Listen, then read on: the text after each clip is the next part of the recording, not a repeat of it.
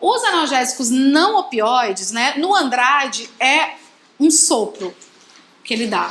Comenta muito pouco, tá? Já no Lenita, né, a pessoa preguiçosa que deu um print na apostila para não digitar a tabela, no Lenita ele faz algumas classificações que na época que o Lenita era cobrado na Marinha, caiu uma questão, que está nas questões complementares de vocês. Como foi cobrado no Exército ano passado, e vocês provavelmente vão fazer Exército também, porque enfim, caiu na rede é peixe, tá certo? Pode cair esse tipo de classificação, certo? Do Lenita. Que são a classificação dos analgésicos não opioides, tá? Vejam que o Lenita considera, né, o AS um analgésico não opioide, o que é no mínimo polêmico, certo? No Andrade ele não está nessa classificação, é uma classificação do Lenita. Por quê? Porque o AS e seus primos, como o diflunisal, né, o salicilato, em doses elevadíssimas, né, de 1 grama, 2 gramas, ele tem efeito analgésico. Mas o AS é um AINE, certo? Mas no Lenita, ele traz como um analgésico não opioide, certo? Atenção em relação a isso. No Andrade, não. Ele coloca o AS no lugar dele, que é AINE, tá? Derivados do paraminofenol, que na verdade é sozinho, é o exército de um homem só, que é o paracetamol.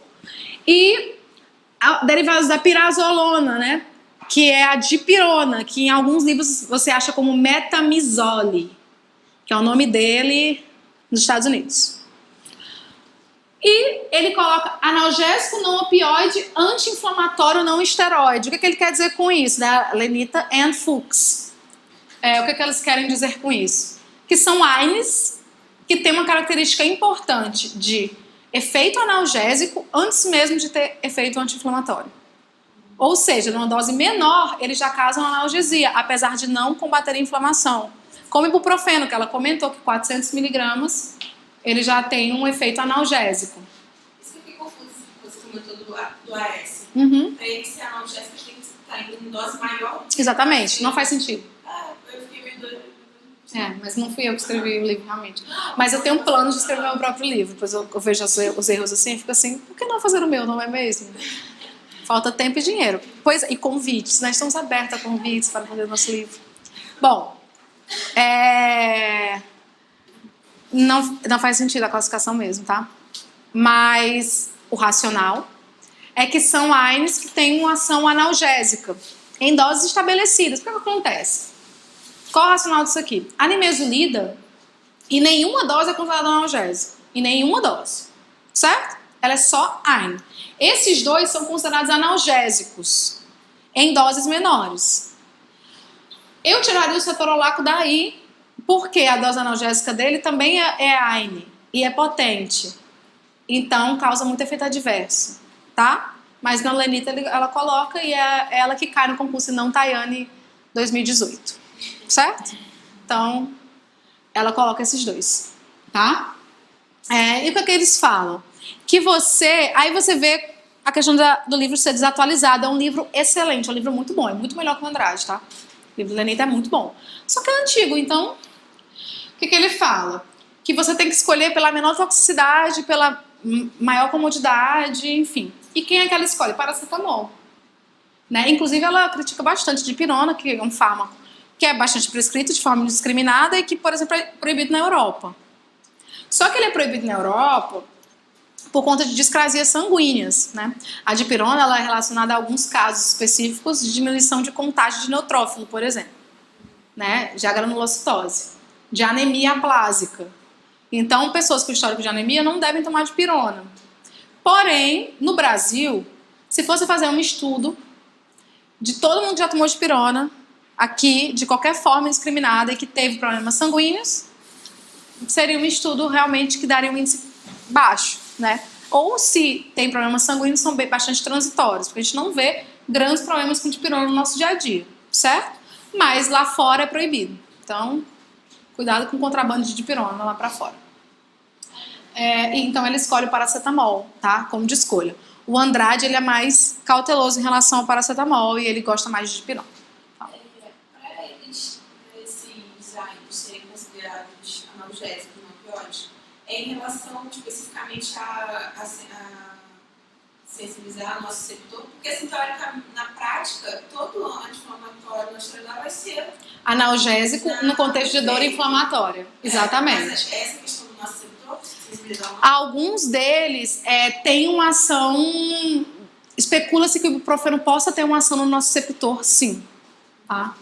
Mas é uma ação menor. Então, não é indissociável do seu contexto anti-inflamatório, mas sim. Tá? E aí, toda essa questão de onde o AINE, né, ou o analgésico age ou deixa de agir, ainda é muito aberto, mesmo na literatura. O paracetamol acabou de sair paper falando sobre mecanismo de ação de paracetamol, que na verdade é um metabólito dele que age centralmente. Então, tem nada a ver com inflamação. Nada, absolutamente nada. Então, assim, nas próximas edições dos livros isso vai ser mais atualizado. Tá? E, no caso dos analgésicos não opioides, doses maiores possuem efeito teto. Que foi o que a gente já comentou, né? O opioide não tem efeito teto para analgesia, mas esses aqui tem. Tá? Paracetamol, ele não é anti-inflamatório, tá? Ele é usado numa expectativa de dor leve a moderada. Por quê? Em dor grave, né? Dor exacerbada, intensa, você usa opioide. Ou pelo menos associação, tá? Se especulava, para você ver como está desatualizado, que ele agia na COX-3, que eu até já apaguei. Que era uma COX, uma variante COX que estava presente no sistema nervoso central e provavelmente ela que mediava. Só que hoje já se sabe que o paracetamol, o Andrade já até traz, né? Falando que ele tem alguma ação no sistema nervoso central, que o Andrade não sabe qual é, mas acabou de sair, já sabemos, que agem a nível de nociceptor, sistema nervoso central, e é um metabólito do paracetamol, tá? Então ele também tem ação nas vias aferentes e nas eferentes inibitórias, tá? Em menor grau do que o opioide, claramente, mas o efeito dele não é anti-inflamatório. Em gestantes e lactantes, ele é o considerado seguro no mundo. Então, grávida e lactante, paracetamol. Contudo, hoje já se sabe que ele é hepatotóxico. E na época do lenita, vocês vão ver uma dose de 15 gramas máxima diária. Hoje já se sabe que é 3,25. Eu rio muito quando eu tô lendo lenita, ela fala, é muito seguro, é maravilhoso, é isso, dipirona é muito ruim, paracetamol pisa, 15 gramas. Eu, lenita, please. Pois é, hoje é 3,25, que é uma dose bastante próxima do que a gente usa, né? Se usar um de 750, é razoavelmente próximo, né? Dá 2.200 e parará. Então você tem 1 grama só de margem, né? Que para um analgésico não é tanta coisa assim. Ele, por ser hepatotóxico, ele interage com coisas hepatotóxicas, né? O exemplo é o álcool, que é o mais conhecido. Então, obviamente, pessoa que é etilista não pode tomar paracetamol. Ou pessoas com sabido dano hepático. Outra forma que ele interage é o estolato de eritromicina, né? Que eu aprendi que estola o fígado, que é muito útil para decorar. Porque ele é hepatotóxico, ao contrário do estearato de eritromicina, tá? Então, eles interagem. Uma coisa importante que está sendo cobrada em concurso, vi questão recentemente com isso, é que a formulação do paracetamol gota tem metabisulfito. Aquele metabisulfito de sódio que causa alergia e tem no vaso constritor, certo? Então a formulação gotas no Brasil tem metabisulfito. Então se o paciente é alérgico a sulfito, não pode. Ele também interage com varfarina. Então, por uma ação direta no fígado, ele aumenta os níveis séricos de varfarina, ele impede que a varfarina seja metabolizada. Ou seja, aumenta a coagulação do paciente, né? O tempo de sangramento.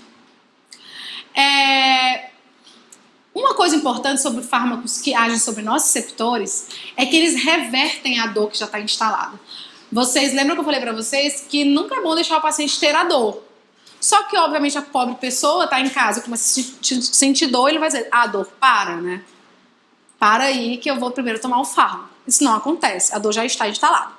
Então, para esses fármacos, a gente tem que ter um fármaco que haja, para esse tipo de dor, a gente tem que ter um fármaco que haja diretamente sobre o receptor, porque ele já está mudado, já está sensibilizado. Então, ele tem que ter uma ação rápida. E é aí que entra fármacos que provavelmente bloqueiam canais de cálcio. Por que eu falo provavelmente? Dipirona e paracetamol já se sabe que tem um efeito em canais de cálcio, que são os canais que permitem a sensibilização do receptor. Ibuprofeno e diclofenaco, que foi o que ela perguntou, especula-se que eles tenham um segundo efeito direto no nosso receptor, além do efeito anti-inflamatório que eles têm. Daí serem analgésicos usados. Você vê que o diclofenaco não é citado pelo Lenita. Ele fala do Deocil, né? Que é o cetorolaco. O Andrade traz o diclofenaco. Você também tem a codeína e o tramadol, que são fármacos opioides. Então, eles agem nos receptores mu, que são receptores de analgesia centrais, tá? E também nos periféricos. A dipirona, ela é um fármaco que age sobre o nosso receptor e que pode ser dada também via intramuscular e endovenosa. Mas todo mundo já ouviu que dipirona baixa pressão. E isso é verdade nessas vias, tá? Principalmente na via endovenosa. Dipirona via endovenosa para pacientes que já têm pressão basal baixa, ela pode levar a uma hipotensão nesses pacientes, importante. Então tem que ser evitado.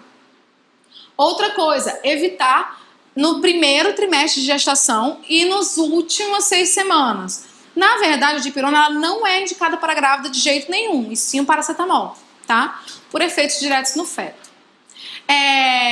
Especula-se que possa ter algum efeito hepático no feto também. Outra coisa é pacientes que têm hipersensibilidade à pirazolona, porque ela é um pirazolônico, ou seja, é a formulação dela, e porfiria, que é uma doença. A gente vai até ver na última aula, quando fala de doenças, porque o Andrade se apega a essa doença, que é uma doença que a gente quase nunca vê, mas ele se apega, ele gosta, é um mimo dele, que é uma doença hepática, que causa um problema na quebra da bile e da hemoglobina.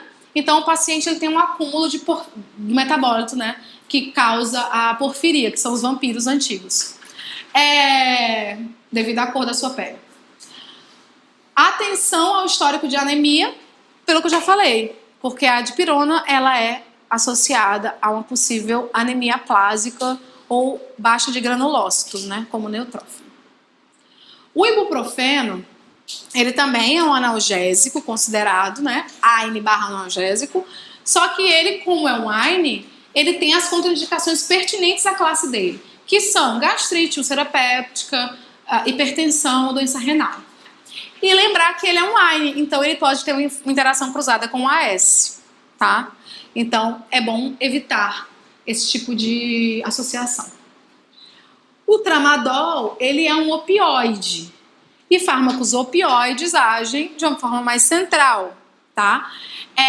Só que ele é menos potente que a morfina. Então, apesar dele ser melhor, ele é melhor do que um paracetamol, né? Porque ele tem um efeito mais central, mas ele é seguro, mais seguro que a morfina, porque ele não é tão potente na sua inibição, né? Ele não causa inibição tão potente de receptor quanto a morfina. Não usar em menores de 16 anos por conta de segurança. E os principais efeitos adversos são náuseas. Então, quando você pensa em opioide, você prende a respiração e para de fazer cocô. Porque é isso que o opioide faz na pessoa. Então, se ela toma uma codeína, frequentemente ela passa semanas sem ir ao banheiro. Tá? Porque opioides têm esse efeito pronunciado de inibição de motilidade gástrica, né, gastrointestinal, o que leva à constipação, assim como depressão respiratória. Então, são os principais efeitos e o que cai em concurso em relação à restrição de opioide é isso aí, tá? E isso aqui chega antes do efeito teto da analgesia, que a gente já comentou. Então, obviamente, você vai ter uma cautela em quem? Idosos, né? Pacientes com doença hepática e renal e pacientes que têm depressão respiratória, que não podem, né? A questão de doença hepática e renal é por conta de metabolização e excreção, tá? E idosos têm uma maior sensibilidade. Não. O Buscopan é uma outra classe de fármacos que raramente cai no concurso, que são anticolinérgicos. Não, você tinha comentado de utilidade. O princípio ativo do Buscopan é escopolamina. Escopolamina. Ele bloqueia o receptor muscarínico, que é receptor colinérgico. E aí causa relaxamento do útero. Os opioides, né? Falando especificamente deles, eles também, assim como o cortisol, são coisas que existem na gente. Ou seja, naturalmente a gente tem encefalinas, que são mediadores que causam analgesia no nosso corpo, normalmente, tá? Então, é uma estratégia que usa duas classes químicas, os fenantrenos e as besil-isoquinolinas, também a classificação do Lenita, que são duas classes grandes, e uma é derivada da morfina e a outra da papaverina. Ambos vêm de cogumelos, tá? Daí as pessoas amarem cogumelos. Eu adoro cogumelo também. Não aqueles alucinógenos, mas aqueles shiitake shimeji. E aí, você tem as seguintes classificações. Você tem agonistas puros, ou seja, eles agem somente no receptor, receptores opioides. Agonistas parciais, que não bloqueiam totalmente esses receptores, né? E antagonistas, ou seja, quando eles se ligam no receptor, eles desligam o receptor, tá? Por que os antagonistas são importantes? Aí você pergunta. Eu vou perguntar isso. Por que você quer, então, um antagonista? Para fechar um receptor de opioide. Para que você usa um opioide?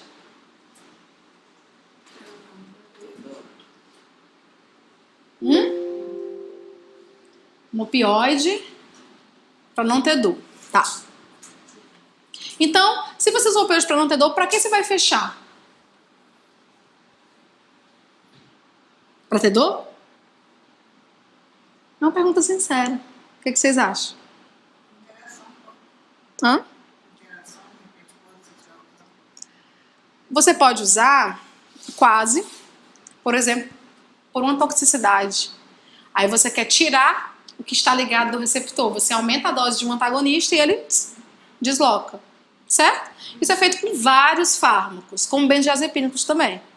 Então, quem é o antagonista dos opioides que cai no concurso? O nome dele, naloxona. Tá? A naloxona é o fármaco que você usa quando você tem uma intoxicação ou, como o opioide, ele é um fármaco, minha letra tá horrível, é um fármaco que leva à dependência, isso aqui é usado na abstinência, por exemplo, tá? Naloxona. Flumazenil. Antagonista benzodiazepínico, tá? Que é o mesmo raciocínio, só que for benzodiazepínico.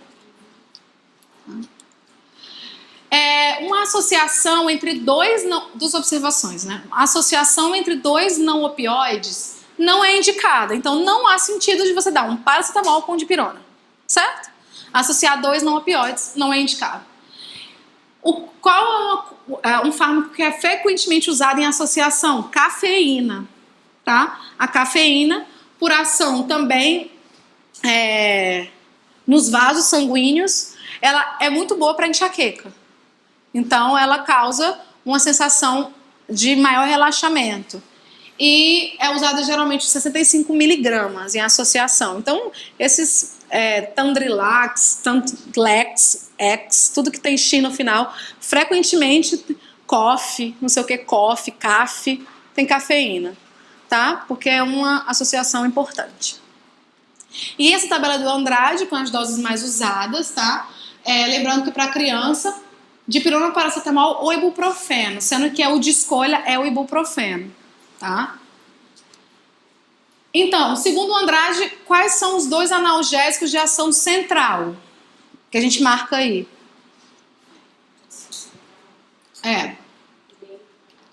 Codeína e tramadol, tá? São dois analgésicos de ação central. Corticoides. O que falar sobre eles, né? Eles induzem as lipocortinas. As lipocortinas, elas têm como mecanismo de ação, né, a produção de RNA mensageiro. E aí vocês lembram lá da biologia, do ensino médio e tal, que é uma coisa que demora, né? Transcrição, tradução, bababá. Então é por isso que o corticóide ele não tem ação imediata. Ele precisa de um tempo para agir, tá? Então, por demorar a sua ação, ele é usado em analgesia pré-emptiva. Porque não adianta você ter um quadro instalado e dar o corticóide na hora. Ele precisa de tempo para iniciar a maquinaria de transcrição de RNA mensageiro para começar a agir. Pré-emptiva. Antes. A preventiva é depois. É confuso. Eu sei, eu entendo. Eu entendo. Eu também confundo a fase da amálgama, por exemplo. Gama. Hã? Não. É um fármaco de ação central, mas ele não é opioide. Age em receptores GABA, semelhante ao benzodiazepínico, mas ele também não é um benzodiazepínico. É um relaxante de ação central. Tá? É muito fármaco na minha cabeça. E daqui a uns dias eu vou dar uma aula numa pós de DTM. Aí é tipo, completamente diferente, porque é relaxante muscular. Ciclobenzaprina, não sei o que, a cabeça fica... Mas enfim. Volta. Em crianças, tem a formulação de betametasona, que é de 0,5 miligramas por ml, né? Mas todos os outros são seguros. Segundo o Andrade, quais são as vantagens de você dar um corticoide? Segundo o Andrade, não interfere na hemostasia, muito porque também o corticoide ele não interage com fármacos, como varfarina. Então, ele não tem essa interação importante quanto os AINES têm, tá? Mas eles também inibem tromboxano, prostaglandina também, tá? Efeitos adversos do trato gastrointestinal são menos pronunciados por conta de mecanismos compensatórios. Os AINES, eles não dão alergia. Na maioria das pessoas normais, não se chama alguém que tem alergia de anormal, mas não é comum, tá? Ter alergia a corticoide. E a AINES sim, então é uma vantagem do corticoide. Por isso são considerados mais seguros e com um custo-benefício melhor, porque você toma menos tempo para ter uma mesma inibição. Grávidas, hipertensos, nefropatas e idosos, todos que têm uma contraindicação a receber AINES podem receber corticoides. Então seria uma escolha. Tá? Agora, também tem a hora que você não pode de jeito nenhum. Exemplo, infecções fúngicas sistêmicas, infecção sistêmica nenhuma, né, em geral. Por quê? Porque o corticoide ele deprime o sistema imune. Então você não administra corticoide em infecção ativa, de uma forma geral, tá? Porque existem aplicações para isso também. Mas em livros e de uma forma geral, não se dá quando tem infecção corticoide, tá? Porque ele inibe o sistema imune. Herpes simples, ocular, porque é uma infecção, tá? Doenças psicóticas, por quê? Existem relatos de que pessoas que têm doenças psicóticas como paranoia, mania, esquizofrenia, eles têm uma sensibilidade ao corticoide e podem ter reações psicóticas, tá? Ao corticoide. Existem relatos em relação a isso. Tuberculose ativa, porque é uma infecção. Hipersensibilidade ao corticoide. Se a pessoa tem alergia, não pode tomar, tá? E uma coisa importante sobre o corticoide é que ele é um fármaco endógeno. Assim, que foi feito à imagem e semelhança de uma coisa que a gente tem, que é o cortisol. Então, a gente tem no nosso organismo um eixo, né? Que é o eixo hipotálamo. Gente, tá horrível essa letra. Tálamo, hipófise, adrenal. E aí, o que acontece? O hipotálamo sinaliza para a hipófise, que sinaliza para a adrenal, que está em cima dos rins, como o seu nome já diz. E a adrenal libera cortisol, certo? O que acontece? Quando você... Isso aqui funciona normalmente, porque o adrenal é o hormônio do estresse. Adrenal, o cortisol. E aí, todo dia de manhã, a gente tem o que se chama de pico de cortisol, que é o que a gente chama de ciclo circadiano, certo? É por isso que o corticoide, a gente administra que horas? Preferencialmente. Manhã. Preferencialmente pela manhã. Para mimetizar o quê? O nosso organismo que produz mais corticoide pela manhã. Frequentemente o corticoide é 12 em 12, então você manhã e noite. Mas quando é dose única, a gente privilegia manhã, certo? Por conta do pico de cortisol. Mas não foi então esse dia assim, às vezes você manda tomar tipo uma noite anterior, depois normalmente. Só faz sentido em relação a você querer ter um efeito mais rápido. Porque contanto se você toma, como ele demora muito, logo no pós-operatório imediato já vai ter inibição de edema. Mas, do ponto de vista racional de terapêutica, não faz sentido, tá? Porque a cirurgia você toma 1 hora antes, porque o edema começa a se instalar mais ou menos 6 horas depois, o corticóide já está agindo ali, certo? Um edema incipiente, enfim. Porque o edema não acontece de uma hora para outra, então dá tempo ele agir, mas isso dá 1 hora antes. Então não faz sentido terapeuticamente, tá? Mas assim, cada profissional sabe o que funciona com ele. Contanto que ele não mate o paciente. Então, geralmente se administra pela manhã por conta do ciclo circadiano, tá? Você tem mais cortisol de manhã. O que acontece? Vocês já ouviram falar que você tem que desmamar corticoide. Por quê? Porque quando você toma corticoide durante muito tempo, o seu organismo entende o quê? A gente tem uma coisa chamada feedback, positivo e negativo.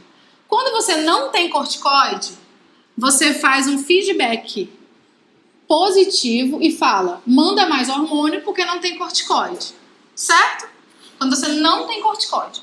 Quando você toma corticoide todo dia, você manda um feedback negativo. Você fala, tem corticoide toda hora, não precisa mais produzir, porque a pessoa está tomando, certo? O que acontece? Se você para no dia seguinte, isso aqui vai estar inibido. Então não vai ter cortisol para repor na hora, porque isso demora. Certo? Então o que é feito? Você faz desmame até você restabelecer. Frequentemente você faz o quê? Quando é uma coisa longa, 3 dias tomando 3 comprimidos, 2 dias tomando 2 comprimidos, 1 dia tomando 1 comprimido. Certo? Mas a gente usa 3 dias no máximo. Não foi... Exatamente. Né? Exatamente. E... Bom, outra coisa. A gestante, você disse que pode usar anti-inflamatório esteroidal? Não pode. Não pode, né? Gestante, nefropata, idoso, todos eles são contraindicações em que você pode usar corticoide. Online. Não esteroidal. Não pode. AINE não pode. Corticoide pode. Corticoide pode. Pode. Claro, né, em conjunto com o médico e tudo, em doses. O que acontece? Em clínica odontológica, isso aqui não tem muita importância, certo? Por quê? Porque é um curto prazo. Então não dá tempo você inibir esse eixo. A partir de 15 dias, né? Alguns livros falam 7 a 15 dias, você começa a ter inibição disso aqui. Então você tem que desmamar, certo? 2, 3 dias não vai fazer diferença. E caso você tome corticoide por muito tempo, o que pode acontecer é a chamada síndrome de Cushing, tá? Isso às vezes cai em concurso, que é uma síndrome causada pelo excesso de corticoide. E o paciente fica com uma característica que se chama de corcova de búfalo, face de lua cheia, excesso de pelos, fraqueza de extremidades, porque o corticoide ele diminui massa muscular, então ele tem ação em diversos mecanismos, tá? Uso contínuo. Geralmente 1 mês, no mínimo, por vezes, se for uma dose cavalar, em hospital, endovenosa, às vezes 2 semanas já começa a instalar essa síndrome. Paciente oncológico, então você vê um remodelamento da face, né, que fica bem inchada aqui nas costas e os braços muito finos, né? A pele muito frágil, corta facilmente, porque ele participa da síntese do colágeno. Então ele interfere em tudo, o corticoide, tá? É mais seguro, mas tem que usar com... Você disse que esse ciclo circadiano, pela manhã, você tem uma maior quantidade Isso. de cortisol. É pelo acúmulo da noite que você dorme? Porque você produz durante a noite e acumula pela manhã. É o pico hormonal. Cada hormônio tem um pico. É igual como a gente tem no hormônio feminino, que tem a fase de ovulação, um pico de outro. No caso o cortisol é de manhã, porque de manhã a gente precisa estar alerta. E o cortisol é o hormônio da alerta. De noite a gente tem um pico de quê? Melatonina, que é o hormônio do sono. Não tem porque foi com o celular na cara, mas as pessoas hoje estão tomando melatonina para poder dormir, entendeu? Por isso que a gente não pode ficar com o celular na cara, tá? E aí, a gente tem esses corticoides que a gente usa. A hidrocortisona é um fármaco de uma potência menor, mais curtinha, porque ela parece muito com a cortisona, entendeu? Esses aqui, como a Dexa e a betametasona, são mais potentes, uma dose menor que a gente toma, porque eles são sintéticos e eles inibem de uma forma mais proeminente. O primeiro é mais fraco porque ele parece mais com o nosso hormônio. Então, em geral, o paciente que toma a longo prazo, ele toma prednisona, que é o intermediário. O paciente imunossuprimido, ele toma prednisona durante muito tempo. Ninguém toma beta ou dexametasona a vida toda. Isso aqui é mais cirurgia, né? Antes, para prevenção de edema, porque ele é muito potente, tá? Então, vamos resolver essas questões e a gente dá um intervalo aí antes dos antibióticos. Em relação aos princípios de anti-inflamatórios esteroides e não esteroides, assinale a opção correta. Isso aí foi do TRT, sabe? Bem bom, ano passado. Os AINES potentes inibem crescimento bacteriano? Já para aí, né? Na ausência de sintomas clínicos inflamatórios, deve prescrever AINES em situação de dor, por suplantarem efeitos de analgésicos. Não tem inflamação, você prescrever AINE?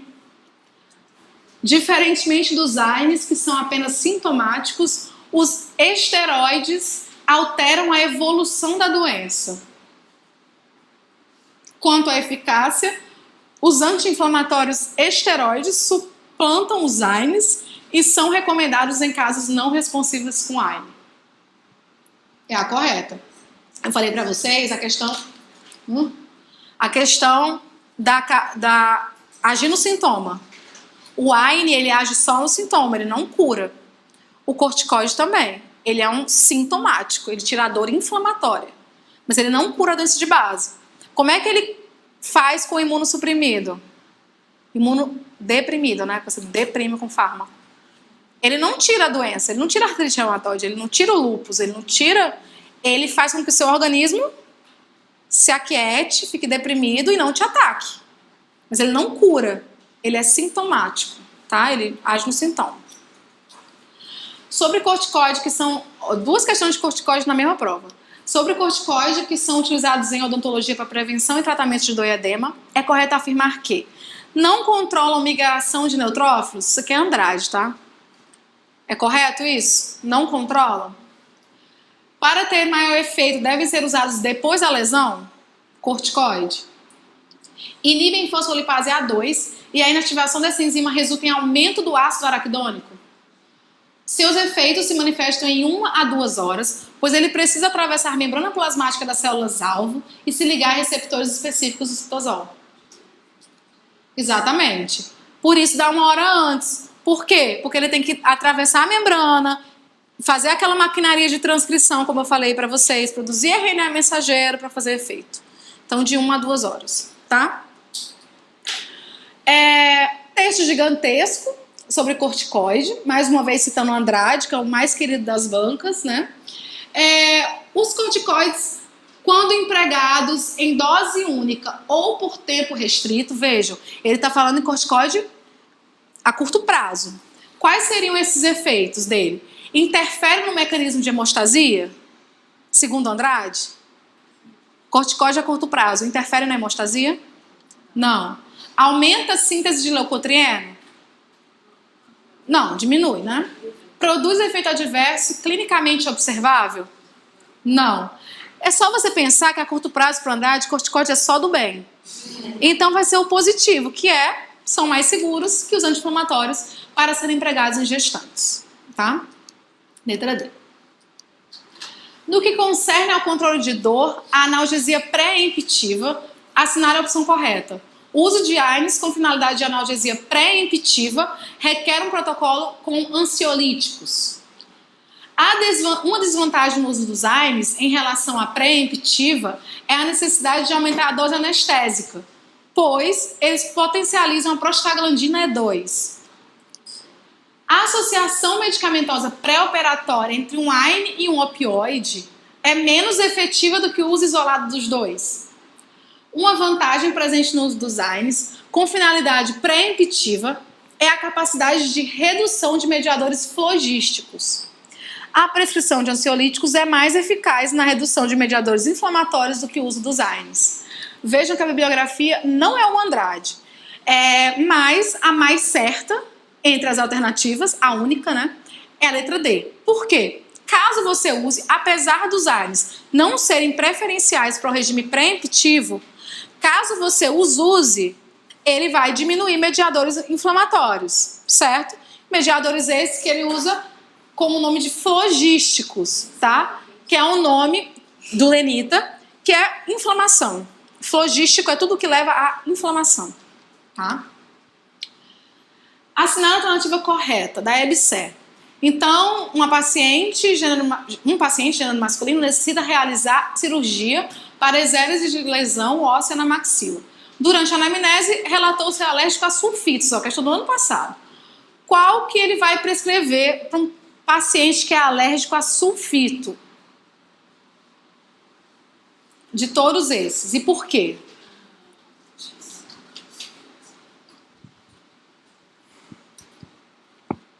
Morta no anti-inflamatório.